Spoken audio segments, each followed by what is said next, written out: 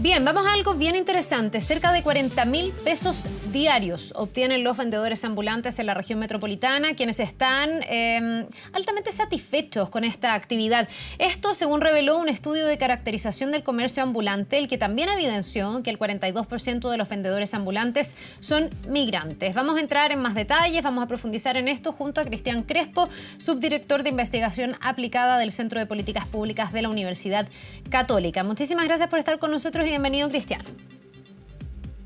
Muchas gracias, Carla.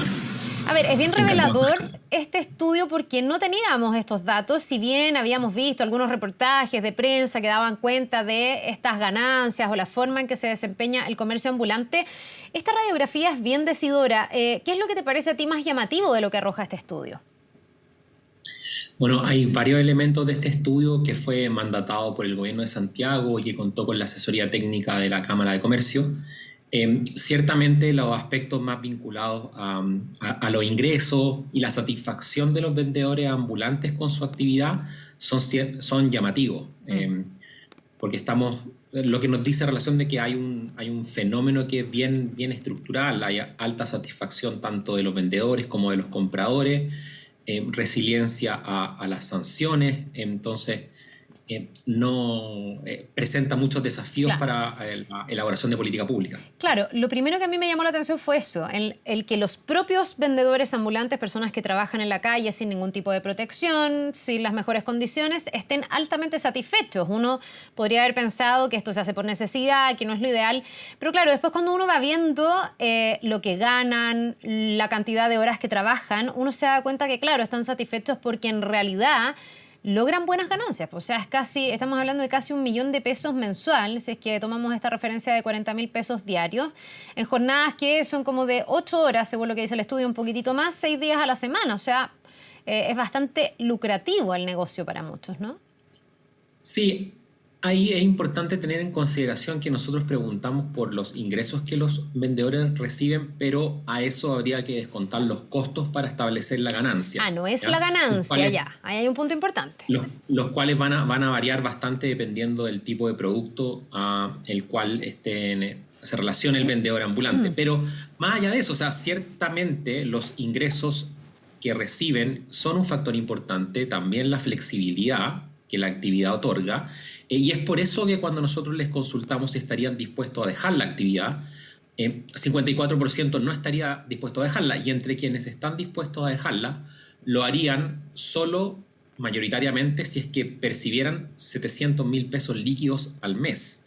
Eso te da cierta noción de que hay múltiples atributos que son valorados de la actividad ambulante y que los ingresos que están percibiendo son relativamente satisfactorios para este grupo, y que estos ingresos no son para este grupo en particular, que mayoritariamente tiene solo enseñanza media completa, no son tan fáciles de encontrar en el mercado laboral formal. Ya, ahora, mientras te escucho, pienso, aquí hay un componente estrictamente económico del que tú me estás dando cuenta. En el fondo, bueno, si yo ganara 700.000 pesos me iría, si no, no. Y aquí es una regla como de qué me da más plata, ¿no? Pero aquí yo también tiendo a pensar que hay un fenómeno que es bastante más complejo, que no solo se trata de vender y tener ganancias y, en el fondo, como se dice en buen chileno, parar la olla. Aquí muchas de estas personas, hasta donde uno entiende o ha escuchado, se exponen a condiciones bien duras en la calle. Hay mafias muchas veces, se tienen que exponer a niveles de violencia. Hemos visto los altercados que hay entre ellos. ¿Existe esa dimensión? Que en el fondo no todo sea solo tener una buena remuneración, sino que haya otras cosas que pudieran ser atractivas para desincentivar el comercio ambulante, ¿o es una cosa que pasa por la plata necesariamente? No, naturalmente lo económico no es el único factor. Cuando nosotros les consultamos a los vendedores ambulantes si en el sector donde ellos operaban también operaban bandas organizadas, un cuarto de ellos reconoce que eso sucede y otro cuarto prefiere no responder la pregunta. Entonces, naturalmente, y los propios vendedores ambulantes declaran que han sido objeto de, por ejemplo, robos en los últimos 12 meses. Naturalmente no son condiciones fáciles, pero no, para la gran mayoría de ellos tampoco existe una alternativa tan viable o estable en el mercado laboral formal. Y eso denota que el problema finalmente termina siendo bastante complejo. Sí, pues. Y por eso te preguntaba esto, si era solo el tema del ingreso en el fondo o del con cuánto voy a vivir yo al mes, o si también hay otros aspectos, porque leyendo el estudio pienso que es un desafío muy grande poder desincentivar este mercado informal, que además tiene una serie de beneficios. O sea, aquí no se piden permisos, no se cumple con la ley, no se pagan patentes, no tenemos idea de la idoneidad de los productos que se venden. Es bastante como fácil, si uno quisiera, con todo este otro aspecto que yo te digo que a lo mejor es el que puede, no sé, a una mamá que tiene hijos, que está de vendedora ambulante, que se expone a estas mafias, a lo mejor le hace más sentido tratar de irse incluso por un poquitito menos de plata a otro lugar con mayor calidad de vida, con mayor protección, ¿o no? O si no, ¿qué otras soluciones pudiera haber? Dentro de, como centro de políticas públicas, estamos visualizando que hay dos caminos que es importante seguir y que son complementarios. Por un lado, el camino de ir fomentando la regularización de la actividad donde esto sea viable. Naturalmente, no es viable regularizar la venta ambulante de, por ejemplo, productos como cigarros o medicamentos. Eso está completamente fuera de cuestión. Y complementariamente a eso, focalizar la acción de la fiscalización, sanción, investigación y persecución en lo que está vinculado a lo delictual. Estamos aquí, por ejemplo, hablando en términos de contrabando, la falsificación o los productos que provienen de robo y posterior receptación. En ese sentido, necesitamos ir avanzando en ambas líneas, porque solamente una estrategia de control creemos que no va a ser efectiva porque no hay capacidad institucional para ejercerla. O sea, no lo ha sido, de hecho. Y Se fiscaliza sí aquí y se traslada a otro punto, digamos. Eso pasaba hasta ahora. Claro, y sí visualizamos que hay dentro de las dificultades cierta mayor disposición a regularizar en algunos casos. Entonces también creemos que es importante tomar esa oportunidad. Si hay algunos vendedores que requieren un permiso municipal, hay muchas trabas en los municipios hoy día para poder acceder a ello. Por ende, se requiere un trabajo bastante coordinado. Es complejo, no estoy diciendo que en ningún caso sea simple, pero se requiere ir avanzando tanto en un camino de regularizar la actividad donde es esto factible, y por otro lado, sin lugar a dudas también focalizar la acción de la fiscalización y la investigación. Claro, seguramente tiene que ser una solución súper multifactorial y bien creativa, porque si uno ve solo el tema económico, veo que es muy difícil que una persona que gana estos 40.000 pesos diarios se reconvierta o se formalice o pase a ser empleado de una empresa donde probablemente, o un negocio o lo que sea, no le va a pagar esos 700.000 pesos a los que aspira, porque me imagino que son personas que tampoco tienen esa formación, ¿no? Entonces, y porque hoy día en Chile tenemos un sueldo mínimo que todavía no llega a los 500.000. Entonces, esa aspiración de los 700.000 parece ser súper alta para que se alcance en cómo pagan hoy día negocios, comercios, empresas, etcétera. O tú ves que también se podría hacer una especie de esfuerzo o corrección de los sueldos mínimos que se pagan, por ejemplo, que ahí podría haber una buena herramienta. Creo que luego de conocer los resultados del estudio, no visualizamos que una estrategia de reconversión laboral pueda ser muy factible, por lo que tú mencionas, Carla. En ese sentido, por eso hablamos mucho más de avanzar en regularizar la actividad, que es dotar ciertamente de mayor formalización y de mayor regularidad actividades similares a las que hoy día estos comerciantes ejercen, en los casos donde esto resulte viable. No en todos los casos es viable, y esto se relaciona mucho con la discusión del tipo de productos que están a la venta, que son muy distintos, y las fuentes a las cuales se accede a estos productos. Ya, ahora si tú formalizas o regularizas, no sé si llegas al nivel de regularización, de formalización y de exigencia que tiene el comercio establecido, que esa es la gran queja. En el fondo yo tengo un negocio en el Paseo Ahumada o donde sea, en, no sé, Estación Central, y claro, tengo que pagar una patente, tengo que pedir un permiso, me vienen a fiscalizar, mis productos tienen que estar en regla, tengo que pagar impuestos, le tengo que dar boleta a esa persona que me viene a comprar. Bueno, pero al lado se me pone una persona que no hace nada de esto, que vende y que le sale gratis en el fondo. O sea, solo tiene que pagar lo que invirtió para vender. Entonces, esa como asimetría, ¿tú ves que se podría llegar a corregir? hay que reducir esa asimetría, sin duda, porque si no nos vamos a enfrentar a una competencia muy desleal con el comercio establecido, que tampoco es algo que queremos que eso suceda. Pero hoy día existe el comercio, la venta ambulante con permiso municipal, que es minoritaria dentro de lo que nosotros encontramos en el estudio. Entonces es cómo vamos generando un diálogo entre todos los actores que permita ir encauzando la solución, porque tenemos un problema de una magnitud grande en aquellos aspectos donde es posible encauzarla, y por el otro lado solo resta la acción de la fiscalización, la investigación y la persecución en aquellos casos donde todo esto está directamente vinculado a lo delictual. Claro, yo en teoría también pensaba, antes de leer este estudio, lo que me baja esa esperanza, que una esperanza podía ser el usuario, el comprador, el que finalmente todos entendamos lo que estamos comprando cuando compramos a alguien que no está establecido, y que además detrás de esa persona puede no solo haber la aspiración muy justa y muy necesaria de darle alimento a tus hijos, que puede haber muchos casos así, sino que puede haber mafias, robo, a esta altura secuestro, extorsión. O sea, aquí hay también bandas especializadas en esto que son parte del crimen organizado. Pero leo en este estudio que el 90% de los compradores en el comercio informal está conforme con su compra en el comercio informal, por razones de precio, en la mayoría de los casos, 53,7%, claro, porque en el fondo encuentras ahí mucho más barato cosas que en el comercio formal, obviamente te cuesta mucho más adquirir, y el fácil acceso, porque claro, se ponen a la pasada, pues yo voy bajando del metro y me encuentro con cosas que justo me falta el material para mi hijo, no sé qué, justo me falta no sé qué en mi costurero y voy comprando, muchas veces sin ser muy conscientes de lo que hay detrás de esto. Yo con este 90% de satisfacción pienso que esta tecla es súper difícil de abordar.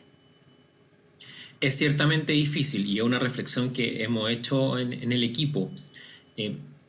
También el comprador es ocasional y la mayoría de ellos no logra distinguir entre quien tiene un permiso municipal y quien no lo tiene, lo que hace mucho más incluso dificultoso para el comprador distinguir cuándo está incurriendo en una falta y cuándo no lo está haciendo. Y por eso creemos que la comunicación es importante y pensarla en tipo de producto. A cualquier persona compradora debiera quedarle muy claro, debiera tener muy claro que básicamente cuando se compra, por ejemplo, un cigarro o medicamento en el comercio ambulante, está incurriendo en una falta, sin ningún tipo de duda. Y en ese sentido vemos un rol importante de la autoridad en desarrollar esa comunicación. Pero también hay que entender que hoy día el comercio ambulante está validado como norma social dentro de los compradores y por eso creemos que es importante avanzar en una vía de regularización donde esto es viable y por otro lado aclarar que hay comercio ambulante que está vinculado a lo delictual y ahí no hay espacio no tiene que haber espacio de duda ni para los vendedores ni para los compradores de que claramente no queremos fomentar ese tipo de venta.